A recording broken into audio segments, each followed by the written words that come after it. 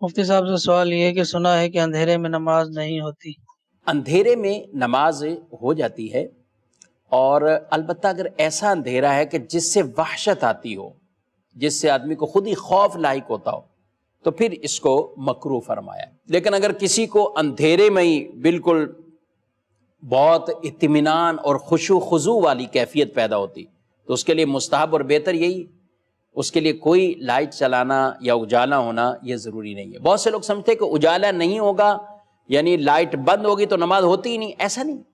رسول اللہ صلی اللہ علیہ وآلہ وسلم جب نماز پڑھا کرتے تھے اپنے گھر میں بھی، تہجد کی نماز، اماں عائشہ صدیقہ رضی اللہ تعالی عنہ آپ کہتی ہیں کہ ان دنوں میں گھروں میں چراغ نہیں ہوتے تھے، آپ صلی اللہ علیہ وسلم نماز ادا فرمایا کرتے تھے۔ اب کہتی ہیں کہ جگہ بھی اتنی زیادہ نہیں ہوتی تھی، اور جب رسول اللہ صلی اللہ علیہ وسلم سجدے کی طرف آتے تھے تو یہ اپنے پاؤں کو سمیٹ لیتی تھی، اور جب قیام کرتے تھے تو یہ پھر جس طرح بھی لیٹنا ہے یعنی تو یہ پاؤں پھیلا دیتی تھی۔ تو فرماتی یہ ان دنوں کی بات ہے جب چراغ نہیں ہوتے تھے، گھروں میں چراغ نہیں ہوتے تھے، تو اندھیرے میں اس طرح نماز پڑھنا تو یہ رسول اللہ صلی اللہ علیہ وسلم سے بھی ثابت ہے۔ جس کو اندھیرے میں ہی خشوع خضوع آئے اس کے لیے تو بہتر اور مستحب بھی یہی ہوگا۔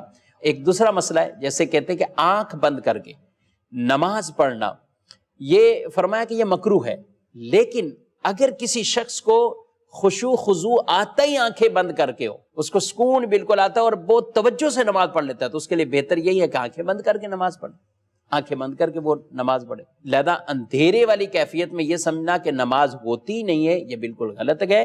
البتہ ایسا اندھیرا کہ جس سے انسان کوئی وحشت آتی ہو تو ظاہر ہے کہ پھر اس کا خشوع خضوع بھی ڈسٹرب ہو رہا ہے، اس میں وہ اس کی توجہ بھی بڑھ رہی ہے، تو یہ صورت الگ ہے، اس کو مکروہ فرمایا گیا ہے۔